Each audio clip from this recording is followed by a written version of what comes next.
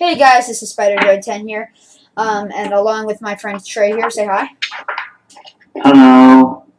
Anyway, we're gonna be doing a new series thing. It's called, oh crud. What am I gonna call it? The Star Wars discussion series. Star Wars talk, let's just call it that. Star Wars discussion series, whatever. Anyway, our topic today was about the Star Destroyers that the Empire uses in the 4, 5, and 6 episodes 4, 5, and 6. I forgot what they were called. I'm sorry. Anyway, so when were these things? Not when. I'm sorry. These guys were created. These were the republics, eventually, right? They were the republics until. Well, actually, to clear up your thought there, they were actually different design than the. I knew they were different design because I've actually got a model right here. Hang on, let me grab it. But it does have differences. Like it doesn't have. It has the two bridges. It doesn't have the single bridge. And plus, it's a full triangle. It's not. It doesn't have like the two ports on the sides like the Venator does. And I'll give a video example. Anyway, but the Star Destroyer, it has the one rectangular bridge, whereas the Venator attack cruiser, it doesn't. It has the engines in the back, obviously. I think it has larger engines too. But my point being, they have two smaller, like really, maybe about, so big. Anyway, it's got like the two instead of the one, and it still doesn't have like the portals, like the blue stuff on the sides of the attack cruisers, like the blue, just the shielding. Yeah. That's exactly that's what I'm talking about. The Venator, it doesn't have the Star Destroyers don't have those. They have the underground bay, or like the under the ship. They have the undership thing. So they keep it in line, really. So that is also, it has the Republic symbol on it, and it has the red painting. And now that I think about it, the Star Destroyer has more guns. Well, the Star Destroyer is made from a more raw material than what the Republic used their ships out from. Oh, really? I thought they were the same, but they kind of redesigned them. No, the Star Destroyers got their resources from actually the very first Republic, Jedi planet. Yeah. Oh, really? First. Huh. I did not know that. The one where that the Jedi, you can easily know about it from if you play like Star Wars: Force Unleashed. No, I haven't played it. There's a level on there where they have to kill a Jedi that still remained on that planet, which the first Jedi Order was helping out the Republic until that finally the Sith Empire brought into it. Yeah. So. Never mind. That was a pointless topic. I really don't know why I thought of that. Well, simply what I'm saying is that the Star Destroyers are made from the exact material found on that planet, and since that planet is basically covered from head to toe with all types of metals and materials from the war from a long time ago, the Empire not only has unlimited resources from it, but also has practically can get it free since they pretty much control half of the galaxy or universe or something like that. Half galaxy, okay. I didn't know if I didn't really know if it was a whole galaxy or if it was just like a whole universe, like a whole. Well, actually, a whole universe would be multiple galaxies, and yeah, that's kind of what I would think because there's so many planets in Star Wars. Well, actually, no. Planets in those solar systems are not actual in their own galaxies. No. Then I knew that, but they're all in their one galaxy. Yeah, I guess that's true. Huh.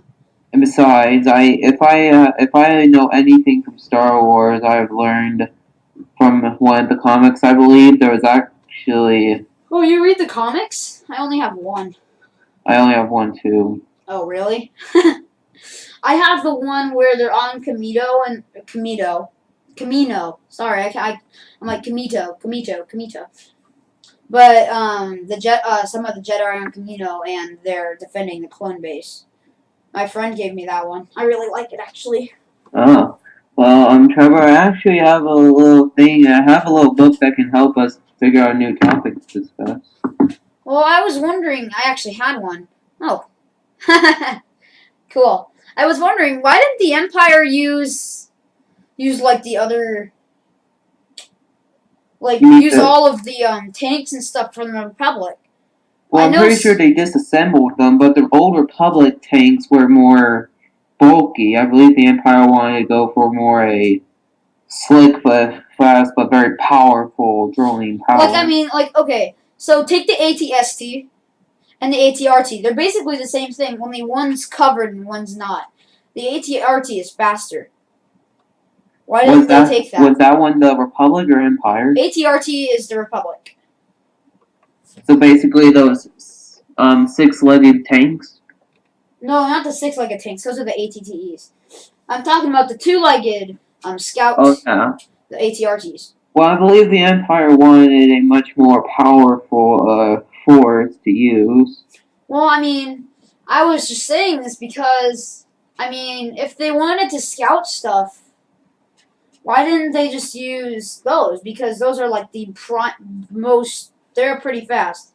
Then again, I guess they do have speeder bikes. Well, guess what? It's sort of easy to disclose that because, well, they're easily able to get shot down by a good rocket launcher. Those other ones can take a punch. What, the ATSTs? I think so, yeah. Yeah, I mean, why would they make... Yeah, because ATST is all-terrain scout transport, and ATRT stands for all-terrain scout recon transport. So basically, it can take more hits and it can be able to give more of a punch and can go into a small squad to take out a small target. True. And then again, I guess it got blown up by the two in episode 6. If you guys haven't watched Star Wars episodes, what's wrong with you? I mean, they're really good. Anyway, in episode 6, the Ewoks like smashed the living crap out of the ATST. Remember? Well, mostly I believe that's because I don't know. Mythbusters actually tested that. It actually worked. The Most likely because of the dramatic force that actually took it onto them. Yeah. But when that going up against lasers, which are meant for, like lasers and plasma grenades and stuff, they can take a hit, but versus natural material objects that are just ramming them, like ramming things. The trees. It would be a lot more tougher, and besides, why would a scout thing need that much armor anyway? I mean, it still needs some armor on it, but it... Well, I know it has armor on it, but my ATRT, my Lego ATRT, still has armor on it. I mean, it's got armor. I know, but I'm just simply putting it that say if like one of those good scout snipers try to shoot at it. Oh yeah, and yeah, like the scouts or snipers or whatever, they can easily shoot the living snot out of the ATRTs. I mean, one little shot can really screw up a recon unit. Yeah, but for the Imperial recon unit, it can be able to take a few blasts on the legs, but the head can be taken down by a tank blow, but can take laser infantry attacks. Yeah. Plus, due to its ginormous size, it can be able to basically squash them if it really wanted to. Yeah, I guess that's true. And I believe it and the ATRTs, so I mean, ATRT, so picture an average adult, okay? Yeah. And that's about the size of a clone trooper. And if the clone troopers, or, yeah, whatever, and the ATRTs are about 2 times the ATRTs. Okay, ATRTs are about 2 times that. So I would think, and the ATSTs are maybe about 10 or 20 times that. no, not even close. But I mean, this is a really stupid comparison. But I mean, take a Lego figure and put it next to a Lego ATST. It looks huge.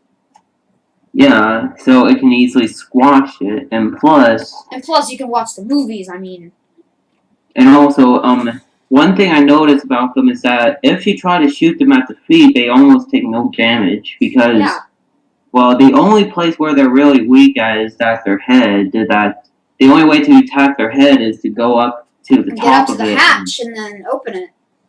Yeah, but still, you have to get up there first. Yeah. And without a good rocket launcher, you're going to be history. having some trouble. Yeah, you're going to be history. Unless if you have a Siggy plasma grenade from Halo, those things. You can get like a thermal detonator. One of the shock ones. I can't remember what they're called. Yeah, but still, you take the hit from grenade. Just okay. So you're like Chewbacca basically. You kind of hop onto the top of the ATST. You open up the hatch, you throw a thermal or whatever in it, and then hop out. And then no, you just open up the hatch. You don't even walk in. You just kind of throw a couple grenades in there. Close the hatch, jump off, it explodes. Well, that's because I always thought that the hatches should actually have like a, sort of a attachment to them to keep them closed. Yeah. But I guess that's not true because it needs to be able to be open just in case for, like, if there is caught in a fire or something inside of it. Yeah. That would suck for the Imperials. Let's see here. I wonder though. What? For their tanks and such, wouldn't like the Republic? Remember that episode from Star Wars, the Clone Wars? The Republic used that EMP nuke to stop that droid army. But dude, I mean, it's not like the clone It's not like the stormtrooper army is built out of droids. No, I mean their technology and such would easily fall down, right? Yeah, their technology, not the stormtroopers. Yeah, but then they'd be practically helpless to having to fist fight their way out of it. Yeah, then again, their weapons would be disabled. And, yeah, that's what I'm saying. Then they'll have to either have packed up some knives or if they had the techie clone armor like the ARC troopers and stuff have, like they have the little panels inside, that would short out their stuff too, so they can't communicate. So yeah, I wonder what did the Empire actually do with those EMP nukes? I really don't know. That would really turn the tide of the war. I will say. But also, Trevor, there's one thing I do wonder as well. What? From what I remember from watching those two-parter episode. Yeah. Of the Zillo Beast. Yeah. I heard Chancellor, who the Emperor guy and such. Yeah. He planned to be able to clone the Beast. Yeah. That never did happen, I don't think. Because if this plan actually did succeed, why didn't it use it in the Imperial War? Doomed. But if the rebels had the EMP nuke, that would totally just knock the Death Star out of the park. I know Luke had already blown it up, but I mean, the defenseless Death Star would be even worse because you've got thousands of crew on there, no life support, no nothing really, except for your suit if you're a clone trooper, that is. Yeah, if you're an engineer, dude, well, better hold your breath. Yeah. Because otherwise, you're gonna go and then fall to the floor.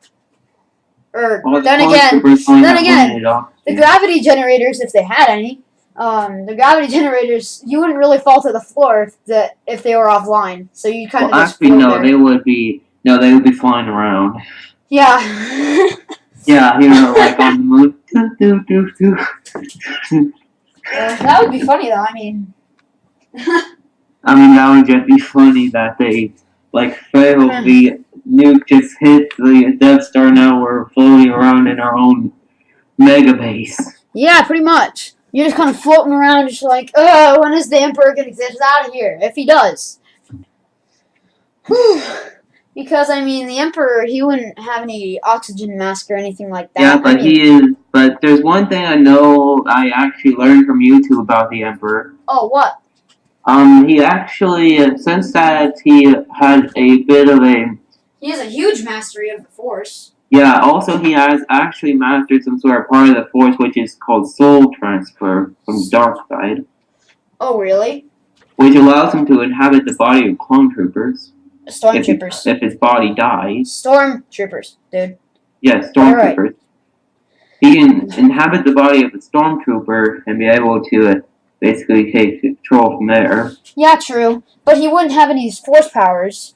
Or his lightsaber. Yeah, he would still. I mean, he would still live, sure, but the Force goes through all things, and it's not like the body is going to hinder anything. Well, actually, if the soul is bound to the Force, if he took over the Stormtrooper's life, he would still have the Force. Yes, he would still have full connection.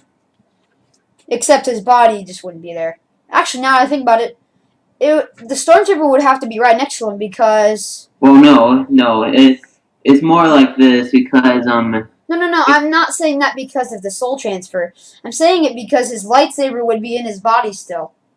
Yeah, he can easily construct a new one. Remember, true.